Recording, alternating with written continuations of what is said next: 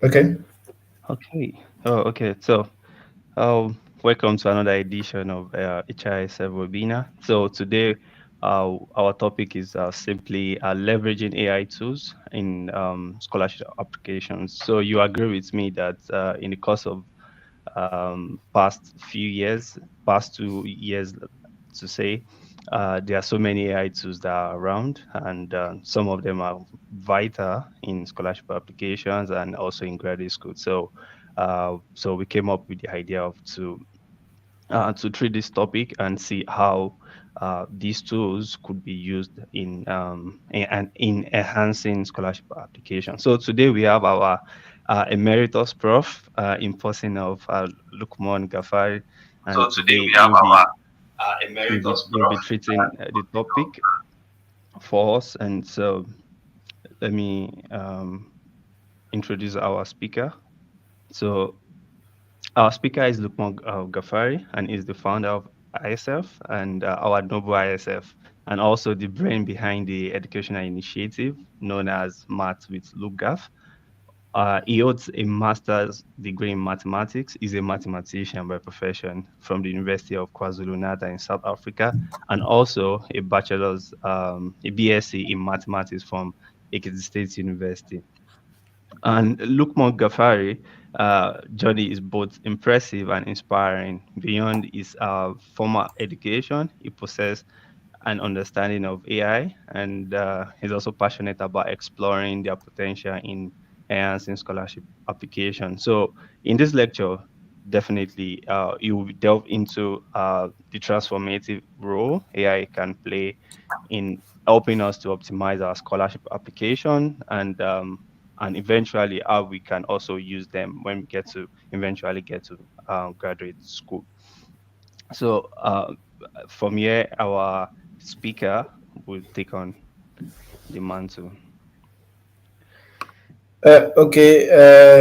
Thank you so much, Scholar Hussein. I don't know if people can see my screen. Can you see my screen from your hand, please? Yes. Okay. Yeah, we Yeah. can see it.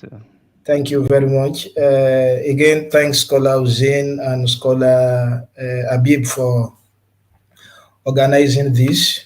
So, my name is Gafari Lukumon, and in the next 40 to 45 minutes, so I'm going to be talking about how to leverage artificial intelligence tools in scholarship application. Yeah, and the outline of my talk will be, of two parts. So I'm going to be talking about, it's going to be about the theoretical part of the topic as well as the practical part. So, in essence, in the first part of the talk, I'm going to be talking about scholarship, the benefit of scholarship. So, then I'm going to shortly introduce artificial intelligence and some of its importance. So, then I'm going to talk about how to leverage some of the AI tools. So in scholarship, application. In terms of the practical aspect of the talk, which is the second part, so I'm going to demonstrate how to use some of the AI tools and how to use them when it comes to your scholarship application. Some of the tools I'm going to be talking about, and some of them I'm going to be demonstrating, are ChatGPT, Google Bard, Coolbot. Although Canva is not primarily an AI tool, but if time permits us, yes, I know definitely you are going to find it useful when it comes to your scholarship hunting. So I'm going to, talk more about it. So please be free to probably ask me a question. So, or feel free to interrupt me. So if you have any question. Okay, to start with, you will agree with me that people love scholarship. By scholarship, we know it's a financial award given to a student to help them pursue their education. And when people are talking about scholarship, or if they see scholarship online, they are very happy and keen to apply for scholarship. This is because of numerous benefits embedded. Numerous benefits of having of or securing scholarship. One of those is it gives you the opportunity to study abroad. So we all know, all the challenges students face in Nigeria. One of them is when you are in school and your program is 1 year. So definitely, 99% sure that you might not be able to, you might use more than that 1 year. So this is because of other factors like strike and many other factors in the department. So people want to go out to study abroad. So because of this. So because another advantage is that 3 years course in Nigeria, you can actually do it in less than 2 years outside the country. So this is one of the benefits of securing the scholarship or studying abroad. So one of the benefits is money. When you are studying abroad, you still have the opportunity of studying of working while studying. So unlike Nigeria, whereby you have to pay your tuition fee, so it's not like that in some of the country of the world. If you are on scholarship, so you'll be given stipend, so that can sustain, your living and some of other subsistences. So apart from that, one of the benefits of securing scholarship to study abroad is JAPA. We all know what JAPA means. If we take a survey now, I can bet that 90% of HISF or people, on HISF, they want to leave the country. So because of probably the economy and many other, challenges facing us in our country, and they want to leave the country.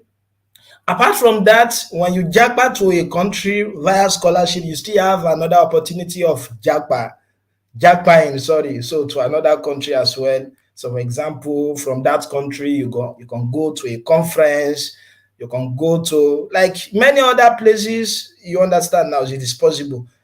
And most importantly, if you want to live there with your family, it is possible as well. You can japa with them, so through scholarship. So that's one of the benefits of winning scholarship. Another benefit is prestige. You understand now, and that's why people look for information, scholarship information, and I can say without any equivocation that majority of us come to HISF not because of any other thing, but because to look for scholarship opportunity.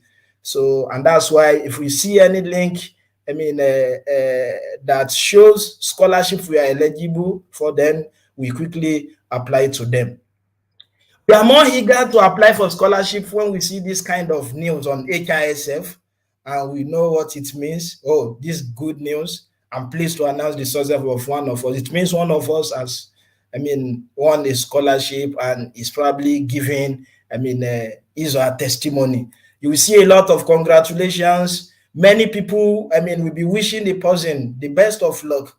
And there is no time I receive more messages than when I post testimony for a scholar. And Scholar Hussein and Scholar Abib can attest to this, and many of the admin who used to post testimonies on the group, because many people, we message you, oh, please, I'm also interested in this scholarship. Please, how can I apply to this scholarship? I also want to be in America next year. You understand? So many people are more eager to apply when they see this kind of news. They ask for requirements. Okay, Lukgaf, what are the requirements? How can I apply for them? So, and we know some of these requirements, it requires your transcript, so your proof of English test for some of the scholarship.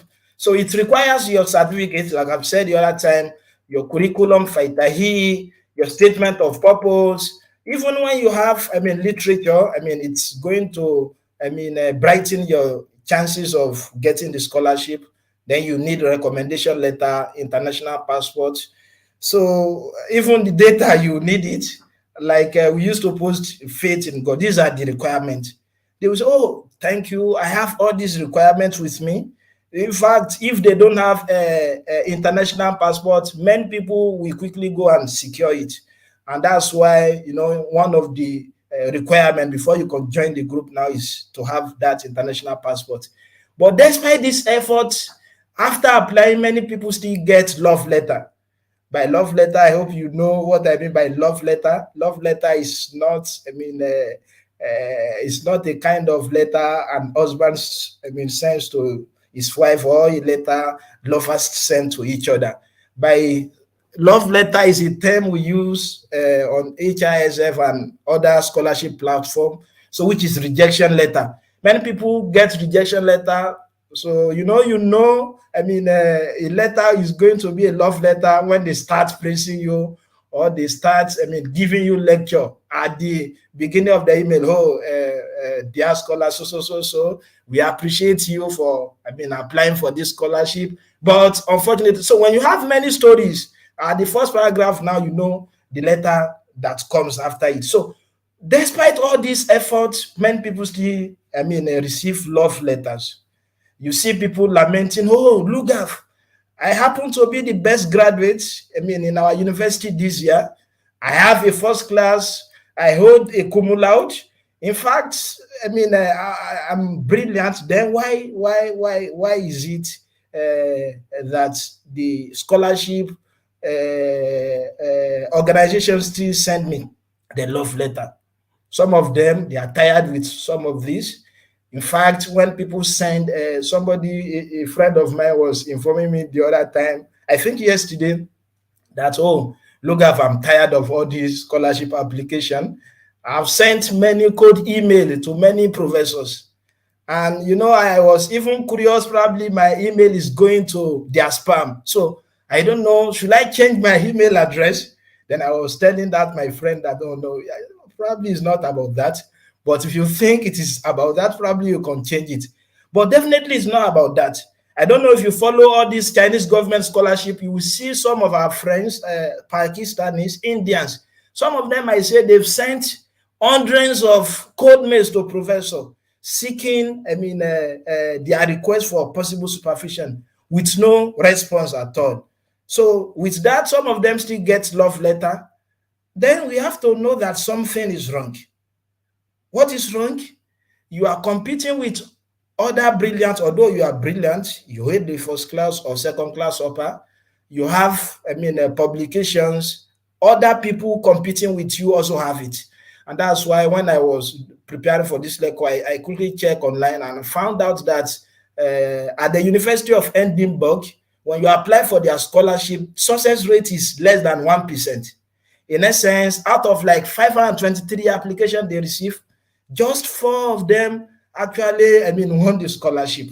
Can you see? So, which is very less than, 1%. And I know for sure all of them who apply for all these 523, I can bet it that majority of them qualified for the scholarship. They have good grades. They are also brilliant like you. But, the scholarship available are not much. So it means, the committee, the scholarship committee, will find a way of trying to streamline or trying to give, a very high threshold in order to weed off some scholars. I hope you understand now. So that they can, easily award the 4 or the less scholarship available. You see people lamenting, like I've said, they have first class. They are still receiving this. Then it means there is need for assessment. When you apply and you have all the requirements, so then there is need to assess yourself. What happens? Is it because of your international passport? If you have a valid international passport, I know nobody will reject your application because of that. So you are first class, and it shows on your transcript. Nobody will deny you about that. You have a good score in your TOEFL. If the scholarship requires TOEFL, there is no problem about that. But I think by my finding, many scholars, especially those who are unable to secure scholarship, they are unable, they are still receiving this love letter because there are some, documents in the application package that still need, more panel beating. You understand now? So, and most of them is scholarship, I mean, a statement of purpose, the recommendation letter. And, some of you might be surprised this morning when you woke up and, we sent a poll on the group asking you question of this kind. What can be most discouraging or frustrating to you when applying for a scholarship? Although, I sent it to all our subgroups, but I can tell you that when I aggregate all the responses I received from all the scholars, I can tell you that writing SOPs or scholarship, are the thing scholars consider as most frustrating and discouraging to them when it comes to scholarship. Getting international passport is not difficult thanks to the present government. I think the international passport you receive for within 2 months before, or maybe a year before, you can get it within a month now, thanks to them. So getting reference letters, even if you talk to some of your professors, we have some of the scholars in our group who are doctors who even help people to write that. Getting transcript is not that problem as well. But writing the scholarship essay, so as well as writing, even if you get the reference, so your professor might ask you to write it for them. Writing those letters, pose significant challenge. I hope you understand now. So because these essays are in English, most of us, we are not a native speaker. And that's why some of us might be surprised, especially some of our friends in the European country. So some of the professors, they cannot speak English. That does not mean they are not professor again. That does not, destroy all the knowledge they've acquired. And knowledge and language, they are different thing entirely. Although when you are proficient in the use of a language, then acquiring knowledge using that language might be easier for you. But knowledge is different from language. And when you are knowledgeable, the fact that you don't know, you are not proficient in a particular language does not mean you are not knowledgeable again. That's why there was a time I was asking my sister, and the question I was asking her, what are the uses of phone? When I started this math with Lukgaf, this math in Yoruba, then what actually motivated me is that some of our brothers and sisters who fail this subject, not because they are not brilliant. Most time it is because of the language of instruction. So with what I was saying, so I asked my sister, what are the uses of phone? A small child for that matter. I asked in English. To my surprise, she could not, tell you, she could not say it, probably because she cannot speak English language. But I asked her in Yoruba, which is our mother tongue, come and see her mentioning different, uses of phone. That is telling you knowledge is different from language. I hope you understand that. So the fact that you are unable to write a good essay, or you find it difficult to write a good essay, does not mean you are no more brilliant again. I hope you understand now. So because it is not our mother's tongue. So, and the need to find solution to this is now, we understand now it is a problem. The fact that you have a first class, you have a second class, you have a good CV, we know that does not make you win the scholarship easily. I hope you understand now. So we know now that writing SOP might be frustrating, and it might be, one of the reasons why we are receiving the scholarship letter. Then it is better we find solution. Finding solution to this type of problem becomes imperative. And one of the solutions is to probably find an expert, or you find a mentor. Now we have, a mentorship program at HISF. So somebody who can mentor you. But if somebody even mentor you, okay, do this, Lukgaf, do this, do that, even when you still don't know what to do, you might still be repeating the same mistake. And another thing you can do is to leverage artificial intelligence tools. There are tons of them.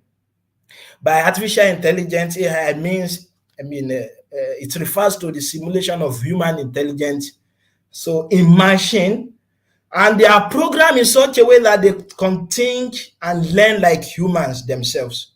I hope you understand now. So, I mean, it encompasses wide range of technologies and techniques that can enable your computer, even your phone or system, to perform tasks that typically require human intelligence. So it is good for problem solving.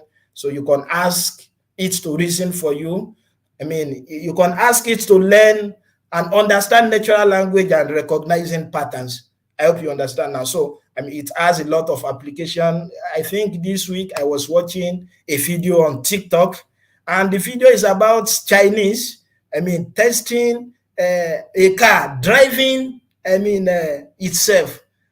Can you be in that car? It's a work of AI because it has an application in transportation. I mean, an autonomous vehicle, even in traffic management.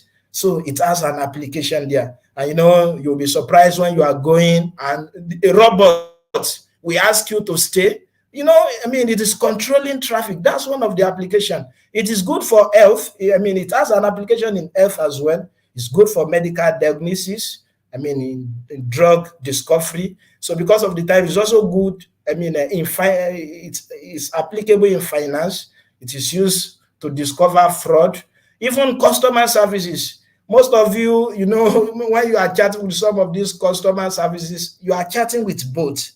If I was telling somebody, he was chatting and he was insulting, I mean, the chat boss. So who you the chat, the person you are, or let me say, the chat is between you and the bot, not an human. And that's why it will tell you, okay, now can I direct you to a customer representative? In essence, it is good in finance as well.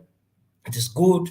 It is applicable in education. You can use AI to get feedbacks, to grade. It is used for administrative tasks. And most importantly, because of what we are going to cover today, it is also used in scholarship application. You understand that now? You can harness it in your scholarship application. You can leverage it in such a way that, I mean, it will make your time faster. And all this SOP you think, I mean, is causing problem, I mean, for you, then you can, I mean, it can actually assist you skate through. And your, I mean, English language, you think it is bad, or your grammar, or your, I mean, all this typographical error you have there. So you can harness some of these, I mean, AI tools to correct them. And, you know, there are tons of them. There are more than 30 of them. You know, the one that is popular to us currently now is ChatGPT. Apart from ChatGPT, we have many of them. As you can see on my screen, we have Qbot, we have Grammarly. So we have many of them. I hope you understand now. So, and I'm going to demonstrate, like I've said, so how you can leverage some of these in your scholarship application, in particular the ChatGPT, Google Bard, Qbot, and if time permits us, I know I told you Canva is not primarily an AI tool, but I'm going to explain how you can use it in your scholarship application as well. So, but there is rule of thumb in using this. When you are using all these AI tools, you have to be smart. You have to be the boss. And you know, if you are the boss, it means you have to take the ChatGPT as what? As your personal assistant. So your PA. Don't let it be your boss. In essence, you don't have to, you must not abuse it, because it is useful, yes, but if you are not careful, I mean, it's going to cause trouble for you. I don't know if you noticed, sometimes ago, they post something, I mean, on HISF about a scholar who, I mean, who wrote his statement of purpose and all the essays using ChatGPT. And you know, this is apparent when you write something using ChatGPT, or when you, let me say, when you generate something using ChatGPT, I'm going to know, and many people are going to know, because it has some common words it uses, and it has, I mean, like, because it is a tool, it is not an human, you know, for like an human now, you can try to, I mean, be diplomatic when you are dealing with people. But the way they program the computer, that's how it's going to behave. So in essence, you have to be smart. So Like I've said, ChatGPT, I mean, it's a generative AI and it is trained on vast amount of text data. So in essence, it can generate human-like responses to text input. It's like, I mean, a chat. You just chat like you are chatting with someone, but you are chatting with computer. So, but the moment you are chatting with it, it's going to be, I mean, giving you information. It is capable of engaging in text-based conversation, answering questions, providing explanation. So, and generate coherent and contextually, I mean, relevant text. Like I've said, you can train it in such a way that, I mean, it can give you tons of information. And the more you know how to use it, the more you are going to benefit from it. I hope you understand now. So, and when I during the practical aspect of the class, practical part of this class, I'm going to show you. I'm going to demonstrate how you can use it to write your code email. I mean, how you can use it to work on your SOP. Don't let me say write your SOP before, because if you write SOP with a ChatGPT, I'm afraid you might put yourself in trouble. So how to revise, generate ideas, I mean, research proposal, and how to brainstorm. So likewise, BAD do the same purpose. I think I should just take all of them together. Then I mean, demonstrate some of the applications. So after that, so then Qbot, you can use it to paraphrase, you check your language, you summarize. So likewise, Canva. But before I move to do, I will try to share another screen now. And on that screen, by the way, can you still see my screen? Sorry. I want to demonstrate how you can. The whole screen is still there. Okay, Okay. just reshare. Yeah. Okay, I'm trying to reshare the screen. Okay, let's start with ChatGPT. I know most of us, we have account already on ChatGPT, and if you don't have account on ChatGPT, so the website is chat.openai.com. So there are three ways I categorize how you can use, I mean, ChatGPT to write code, email, even your SOP, even the research proposal into three ways, three categories. But of all these three categories, I only advise two. I only advise you to use just two out of, I mean, the three. The first one is no-go area. Please don't do it. Don't do it.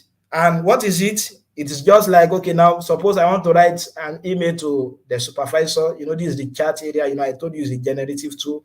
And I just say, okay, now help me write a request for supervision at Professor Ayegbusi lab. Let's say, look at this now. You see it's going to generate it. Can you see dear Professor Ayegbusi? I hope this message finds you well. I'm writing to request your assistance and guidance regarding this. Can you see it's generated for you? But I will not advise you to do this.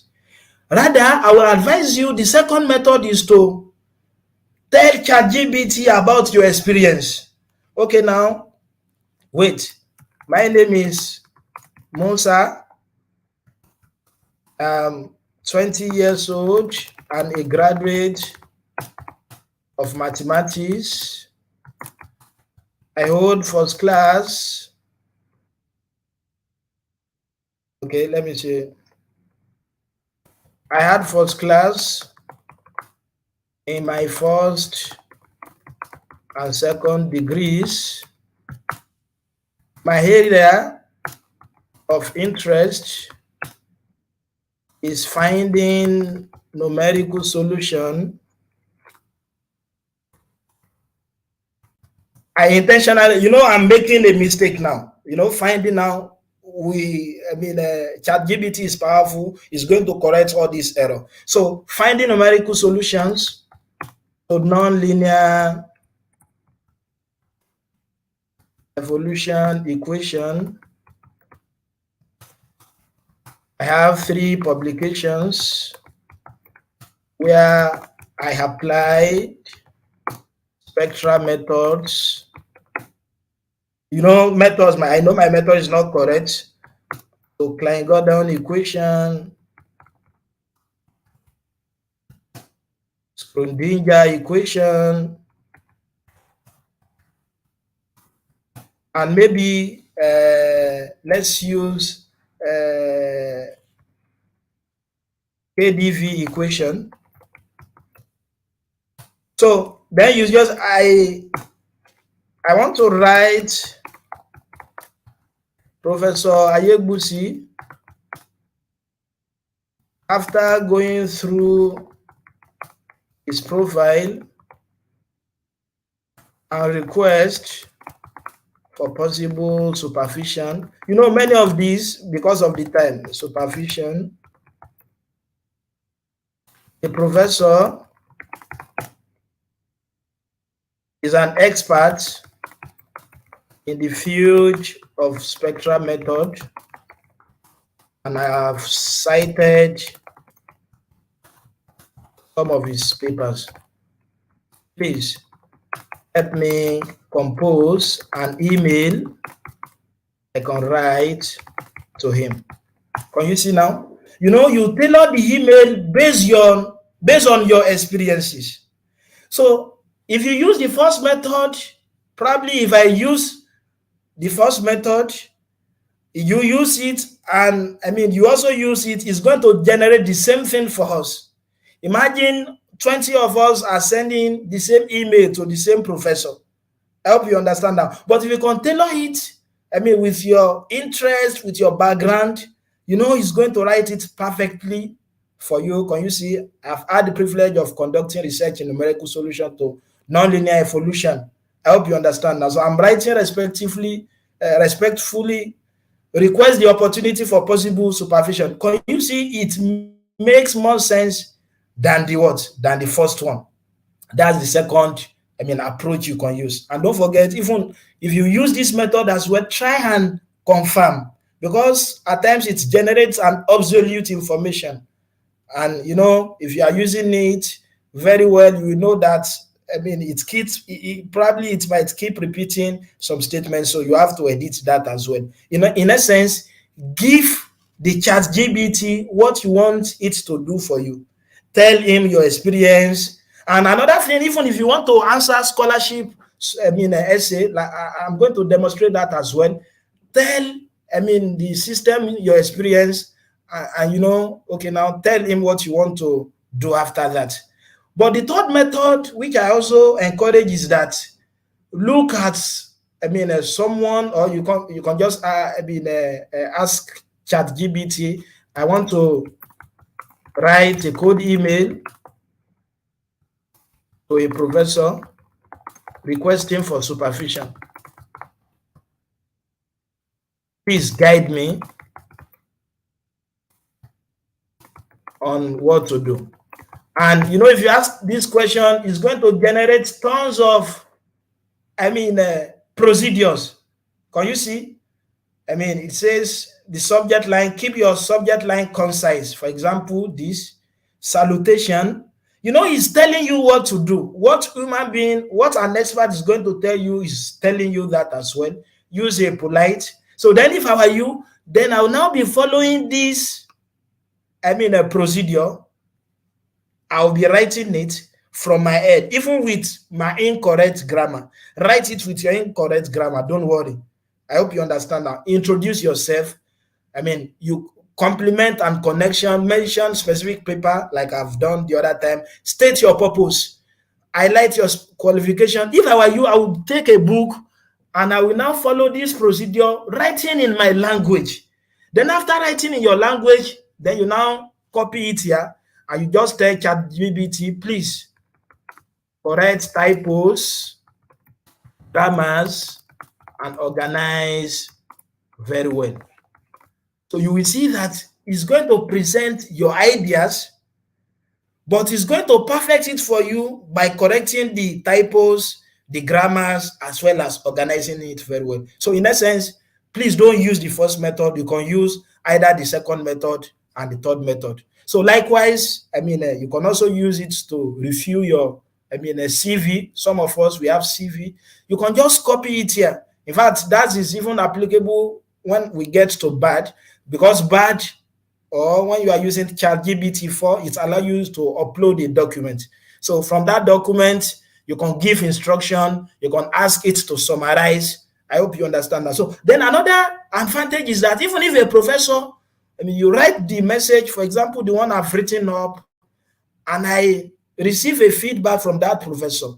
If I want to send another message to that professor, probably he asked me a question based on my research, then I should write it in my own language as well. Please don't mind your grammatical blunders.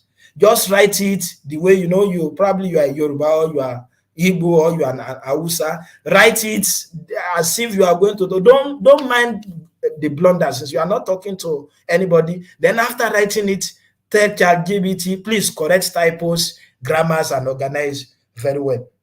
I hope you understand now. So you can also use it to write SOP. Again, don't use the first method. You can use the second method. If you want to use the second method, it means you have to, read an SOP, so which has been written before by somebody who won a scholarship. You have the idea. Then from that idea, then you can write it and ask ChatGPT to correct grammars, typos, and organize very well. But please, again, you have to, take expert into account. Even if you ask ChatGPT to generate something for you or to correct something for you, even after correcting it for you, you have to read it again and send it to your mentor to check for you as well. I hope we understand now. So then we can also use it to brainstorm because of the time. So I'm going to quickly show you how you can, do the same thing on BAD. BAD is owned by Google.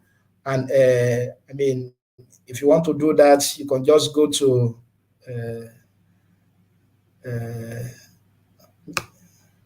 can you see my new screen? Sorry. No. Not yet. Okay. Yeah. You should be able to see it now. It's Hello. not Can you yet. see? Can you see that now? Yes. If you don't have BAD before, Yeah. Yes, it's showing now. you can quickly download that. So using bard.google.com.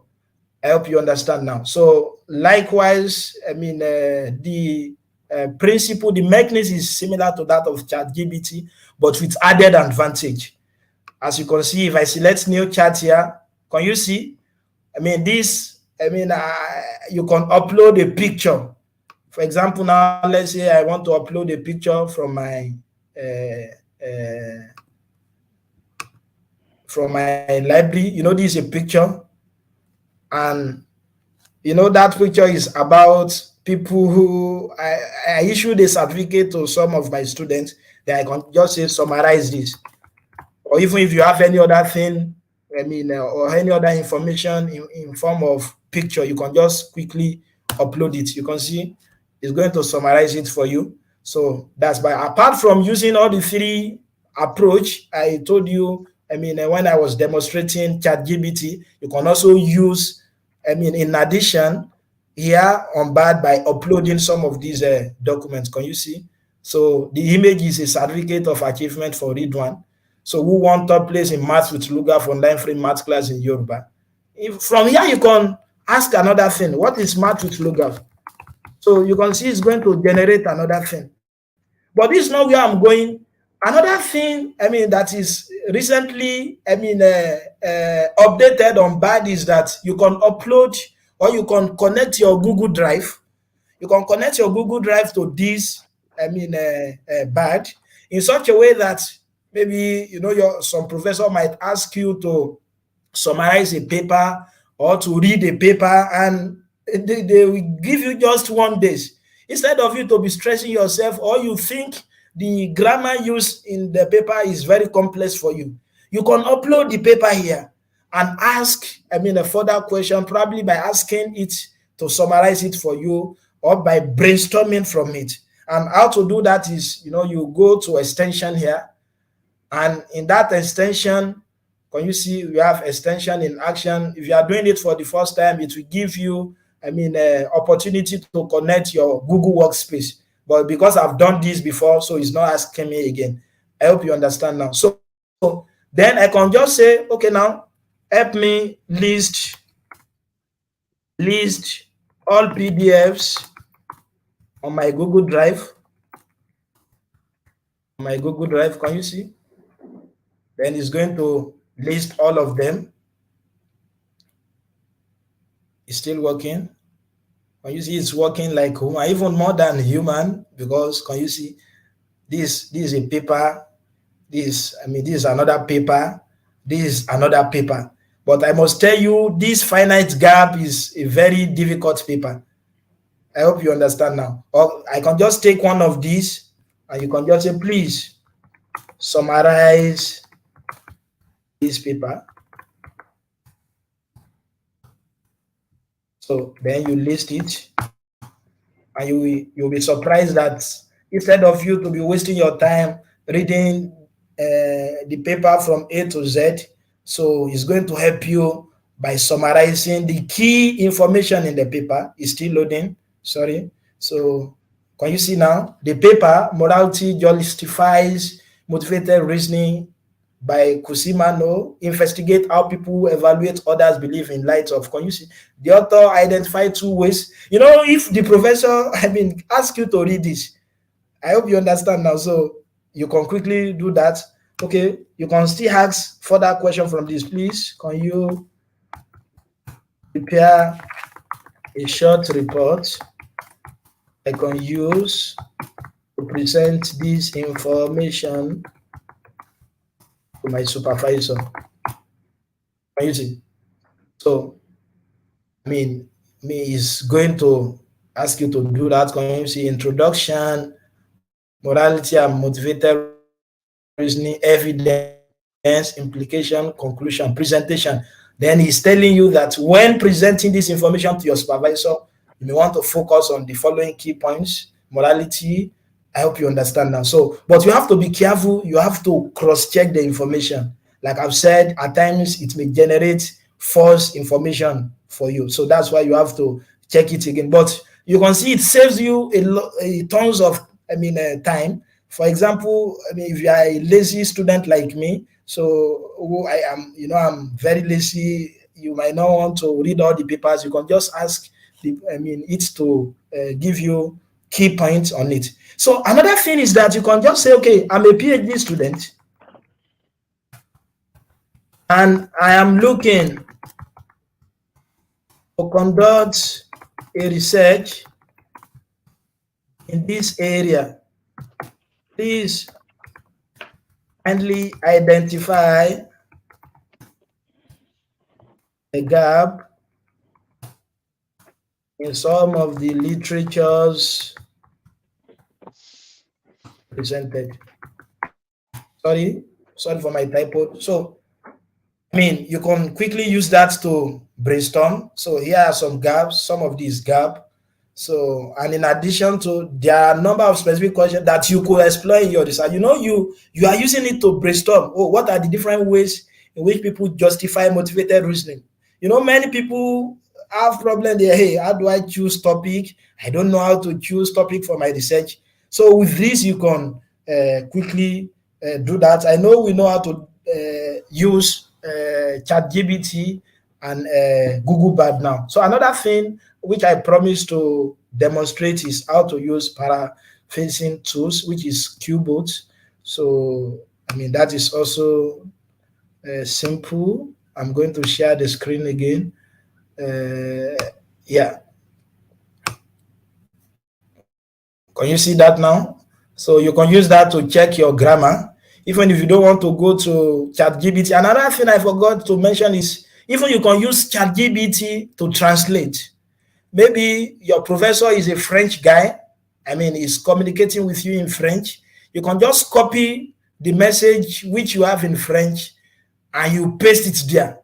Just tell it to translate it for you. Then it's going to translate it using simple, grammar. Even I prefer its translation than that of Google Translate or any other translation tool. So you can use it to correct grammar.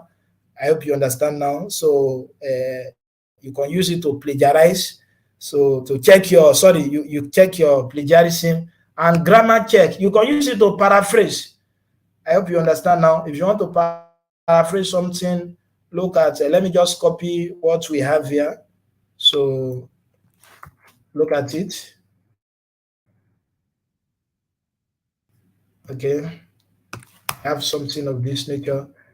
Then if I ask you to paraphrase it for me, can use it, paraphrase it. So this is important. Probably if you are writing, article and you don't want to plagiarize. You know, you are plagiarizing. If you cite the name of the author, but you just copy it word for word, maybe 3 words together without even putting the quotation mark. But with the help of these cool builds, you can quickly, paraphrase them. So because of the time, let me quickly show you how you can, harness Canva. Again, Canva is primarily not an AI tool, but it is easier for, it's an easy tool to design, even if you don't have, if you are not proficient in the use of these sophisticated, design tools before. So you can use your Canva. And to do that, it's not difficult. Just go to your canva.com. And, one of the things I want to tell you for the Canva is, probably if your professor, I know you have problem writing recommendation letter, and your professor asks you to go and write one for him, then you can just check here. So reference letter or recommendation letter. Then it's going to show you tons of templates you can work with. Can you see these are the letter of recommendation? And even if that's your professor, if he doesn't have probably a stamp, you can design stamp on Canva as well. I hope you understand now. You just select any of the templates you wish and you just customize it. So you just customize it. I don't know if you can see the new tab. Okay now. So can you see now? So you can just customize it. You put the name of your professor and send it to him to check. So another thing is, most of us, when we want to present and we want to prepare our slides, so we often find it difficult to, to design the slide. In essence, you can use your Canva as well. Just search for, a presentation slide or deck. Then you are going to see a lot of them you can actually use in your presentation, and it's going to save you a lot of time, because you might not need to get the diagram elsewhere. So it is here on Canva. You just copy it, and when you are presenting, so they are going to grade you based on what you are presenting as well as the quality of your slide. So that is very important as well. So because of the time, so I'm going to conclude this talk by telling you some of the do's and don'ts. So when you are using some of these AI tools, let me share my screen again. I'm sorry that I have to. Yeah, like I've said the other time, you have to be the boss of the AI tools. So let him be your personal assistant. Give it instruction. And if you are a manager in a company and you ask your secretary to write a letter for you, will you just sign it like that? You are going to verify. You are going to check whether, the information or the money quoted is correct or not. So you have to verify it as well. So you can use it to brainstorm. It is good that way. But don't generate, text from ChatGPT verbally, or don't generate it directly. In essence, don't use the first method I made mention the other time. So, and don't ask it to write a paper for you. Some people might say, okay, please generate a paper for me. It might generate it, but I must tell you some of the citation and the references. So some of them are not correct. They are not accurate. So please don't do that. Instead, write it on your own, even not minding if you are going to make grammatical blunders or mistake. But after writing it, tell ChatGPT to correct typos, grammars, and organize it very well for you. So that will remove all the elements from it. So don't use the citation. So most often the citation are not correct. And again, you have to verify. So if you are a manager and you send your secretary to do something for you, immediately he or she comes, so you verify what he or she has written. So I'm going to stop here and take question if there are any. Thanks a lot for your attention. So yeah. Oh, thanks so much for the insightful lecture. I really appreciate that. I'm very sure we have so many questions, but before that, I have some which are already compiled. Can you add it back to the studio so you can? Okay. You are already on the studio. You mean your slide? Yeah, the slide. So good. Okay. So, so this is the first question. The first question is, how does this AI tools ensure the privacy and security of students' personal and academic information? So this questionnaire is asking, how can this be avoided? Yeah. Well, like I've said earlier, the question is how do these tools ensure the privacy and security of the students' personal and academic information? I'm very sure if you don't put your information while using, the system is not going to divulge your information to anybody. Anyway, anything can happen. But in terms of privacy, so if you use it the way it's supposed to be used, so what can actually cause problem for you is if you are generating it or you are copying it from word to word. So which is the first method I mentioned the other time. But if you use the second method and you check carefully, I must tell you, you won't have problem because many people will not know. It was written by an AI. I hope you understand now. And there are some AI checkers so that can tell you whether you actually generated from a generative AI or so. But if you write it very well, or even if you write it yourself, what I prefer is the third approach. Write it yourself, not minding your grammatical blunders. Write it the way, if they ask you in your mother's tongue, I know you are going to give a lot of information. That tons of information you have, write it the way you know how to write it. Even write, if it is Yoruba English, write it very well. Then after writing it, tell it to just correct the typos and the grammar. And I'm very sure, no privacy will be there for you, to the best of my knowledge. Yeah. Yes, just like a little addition. So, for the case of ChatGTV, I think it has a particular feature whereby if you go to the settings and I think data control, you can, if you enable it, it will not save any of your information which you use to query it. So, or if you don't enable that, then it's continuing to save and use it to train train its own Yeah, algorithm. But if you do, you can avoid having it to yeah, store your name, your exactly. personal details, and your other academic Yeah. information. And So again, thanks, Scholar Hussein. If you have money and if you can purchase ChatGPT 4, then you are going to enjoy it very well. It is more powerful than that of ChatGPT 3. But you have to yeah. be smart, just have to be smart. So check it again. If you are using it very well, so there are some words, common words ChatGPT use. For example, now this delve, I don't know if you notice, Scholar Husena. So, it's used delve most of the time, DELVE. And many of them, you understand, if you are using it, you know that, oh, this word, and it use some, this adjective very, and some wordiness. You can just remove it and, fine tune it yourself. Yeah, thank you. Yeah. So to the next question. So for those that are on joining through the YouTube, you can start dropping your questions, so I can easily our speaker can answer them. So to the next question here, how sophisticated is the AI natural language processing capabilities, especially when passing personal essays or recommendation letters.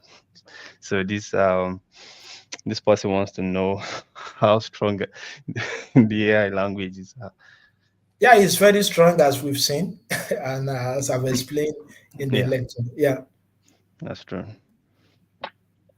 So there Mm, are, another thing is apart from you can even use it informally, and what I want people, some people used to discourage people from using it. I don't think discouraging people from using it is the best. You either guide them, even if you don't want to use it for your formal day-to-day activities, you can use it for your informal. Maybe you want to post on social media, you want to write letter to your lovers one. It can generate, an emotional love letter. Maybe you want to write to your wife or your husband. So you want to greet your parents and many other things. So yeah, updates. very, very good. So in fact, you can write something and ask it to include emojis for you. So you just ask it many things. It has a lot of applications. Yeah, go ahead, Yeah, please. thanks. So to the third question, how can I query AI to give me specific response? By being And smart, by being smart, you have yeah, to be it's true. smart. For example, now there are some. I don't know if you check some of these ChatGPT page on Facebook. There are some words, maybe if you're asking about terrorism, or if you're asking about something which is considered illegal. So, it's not going to attend to you, but there are some ways you can tweak it. You just have to play with it, and you have to be very smart. Again, don't use the first method. Use the second and the third one. You can give it your information. Okay, I'm so I have this, I have this. Okay, help me do this. You understand? And then after doing that, another thing you can do is that after putting all your information, your background, or everything, then maybe you want to. You are answering an essay, for example, this Commonwealth scholarship essay. Then you can just say, after you've trained it with some of your information, your background, your CV, and every other thing, then you can just say, okay, a scholarship body asked me this question. This is what I've written. Then you can just type all what you've written. Without minding the typographical error or so, then say, okay, now please help me fine tune it, correct typos, grammar, and organize it very well. So then it's going to organize it very well. You can just read it and remove, any unnecessary things from it. Yeah. Yeah, that's good. Just like you said, it's always good to always also kind of run through the whole output of it, so Yeah. to be on the safer side. Yeah. And to the last question here, are responses from AI reliable?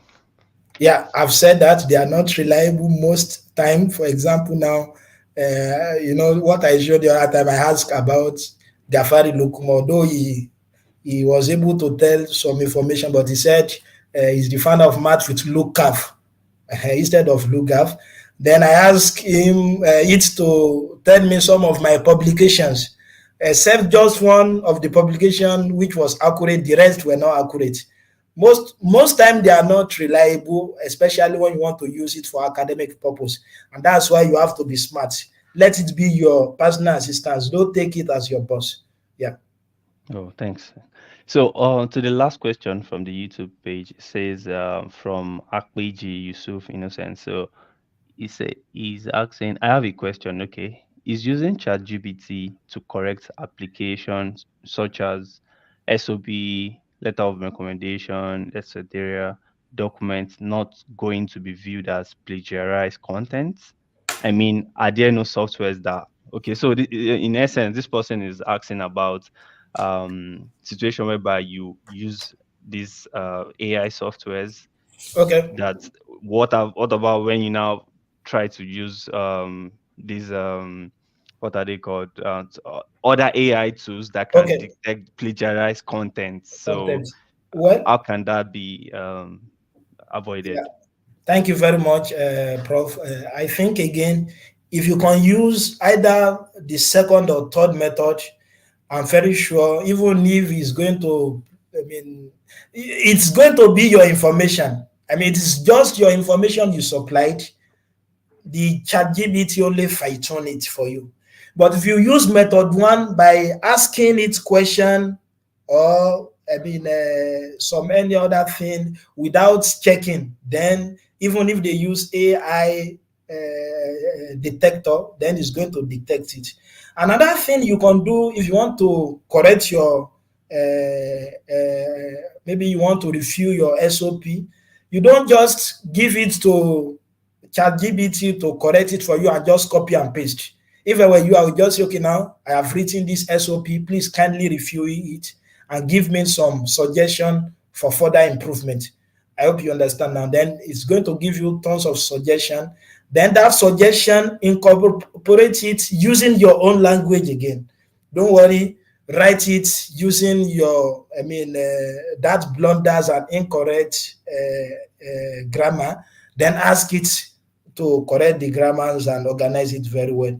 You know, Scholar, when the other time we were discussing this topic on the group, I think Scholar Ridwan, Scholar Ridwan was saying, okay, now if you are saying AI, because it's going to cause a problem, if you are saying AI, if I write something, for example, and it is well written, and you are saying, okay, this is written by an AI, are you saying a human being cannot be, so perfect or so proficient in writing? But in essence, you just have to be smart. Like I've said the other time, there are some words. If you write something, if you generate something using artificial intelligence like ChatGPT, I'm going to know. Because there are some common words, and the way it writes the word, you are going to know this is written by a bot, not a human being. Instead, why not write it using your own language and ask it to correct it, the grammar as well as any other thing. I hope you understand. Again, even after writing it and after checking it, you have to consult an expert to check it for you and many other things. Yeah, and again, I have many mentees which have they've used it. They've used the second and third method, and most of them they secure the scholarship. But they are smart with it. They don't just use it. They don't just copy and paste. So they give it instruction based on, their information. Yeah. Yeah, thanks very much. So, Mr. Yusuf is still asking. He still has another question. Sorry for that. He's asking that, okay, are the essays not meant to be are, are the essays not meant to test our writing skills? If so, will using AI for assistance in any form not be viewed as plagiarism? Well, not really.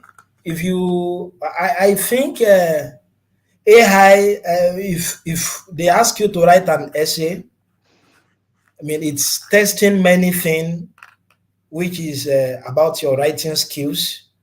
I hope you understand now. And your even if somebody is proficient in writing, it's actually learn how to write from somewhere else.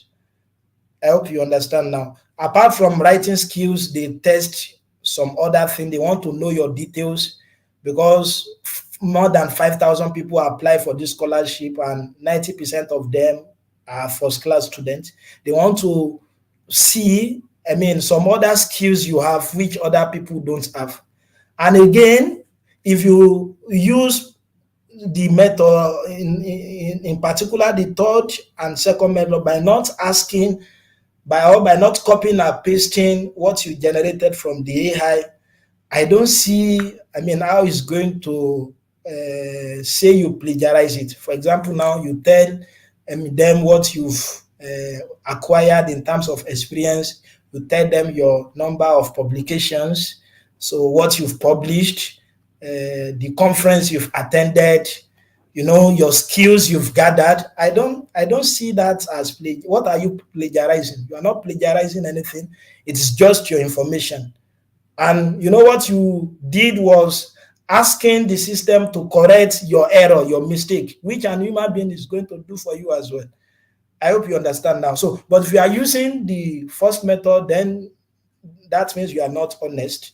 So, but the second and third method, I don't think I mean, you are plagiarizing. To the best of my knowledge, if you use it very well and you are smart with it, again, check it very well and ask an expert or your mentor to check it as well. Yeah. Yeah, thanks very much. So just like a recap, so in essence, you should try as much as possible to give it, feed it with information for it to be able to give you specific outputs, and not just assume that okay, it should give you everything you want in terms of you're not feeding it, you're not giving it an input and you're expecting an output. Basically, it's just like a computer, like you have to write an algorithm for this for the computer to run on. So if you just say okay, the computer doesn't run on itself, you understand? So it's almost Yeah. the same logic, like Yeah. the abacus moving to computer age and also it's just basically the logic. But Yeah. it's left to you to say okay, I want to use an AI tool as an assistance. Probably Yeah. I've written my CV and I see feel that okay, maybe I can do this and this. Okay, Yeah. let me Yeah. see what this AI can do to improve what I've written on my CV. You can just give it a try. It's not a must you use Yeah. it. You use You it. can give it a try and say, okay, this is what I have, which I've done myself. Then let me give this CV that I've written to an AI to see, okay, what can be done to improve it. And you also read it and compare it to what you have. If it's something that is better than what you have, then you can, okay, look at it and feel that, oh, maybe I can add this to my CV. You understand? It's not like a must that you write you use everything that you get from Yeah. the CV. In fact, there are also some other AI too. I think he also talked about it in terms of AI tools that can help you to rate your CV. Like you've done your CV yourself, and you just feel that I want to know how good this CV is. You can just give it to the AI to rate this CV for me as to a standard. Then you can see that oh, what I've written is not even up to 70% standard. So that's also one of the advantage Advantages. of so because you don't know you don't have anyone to maybe help you review it or something and you just feel that you want a kind of assistance, then with that is also one of the uses of where AI can also play a very vital role. So just try as much as possible to kind of play around it. It's not a must, like I always tell people, it's not a must. It's just like an assistance, I would say, Yeah. but not don't. And another mistake that really common is that when you kind of take your knowledge, like you want it to replace your own knowledge, No, not exactly. still try to use your own knowledge and try to brainstorm about things. It's just like an assistance, like okay, I'm doing this thing, let me see what this thing can also do to kind of make my process more Seamless. effective and more and seamless, exactly, whereby you have so many things you need to deliver and how and you just feel okay, maybe this can do this for me, then I also have to take care of this, you understand, and say okay, I'm not using AI, nobody will hold you to it, and so that's just it. And so Okay. to Yeah, our sorry, Scholar Hussein, before you round it up. Another thing I forgot to mention is, some of you, the programmers, you can use it to code. I mean, it can assist you when you are coding, or maybe you want to analyze your data.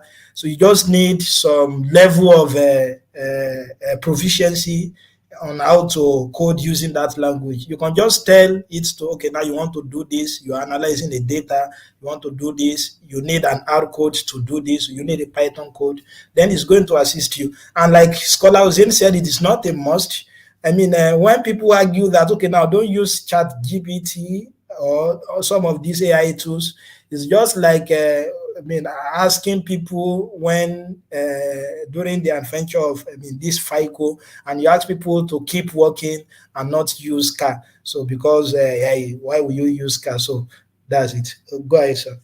Yeah, thanks very much. And so we've come to the end of the session. Really appreciate our professor, Professor Lukgaf. We really appreciate your time and the resources, the contents which you've shared with us. And so for anyone that would need the the PowerPoint, I feel we can always share it on the drive, so you can always have access to it. And also for the recording, it's always available on the on our YouTube page, so you can always rewatch every now and then. And if you have further questions, you can also put it um, on the question tag of the video. So till next time, I remain your, I remain Hussein. All right. Yeah. Thanks very much. Yeah. So Okay. we end it here. Yeah. Okay. Yeah. Yeah.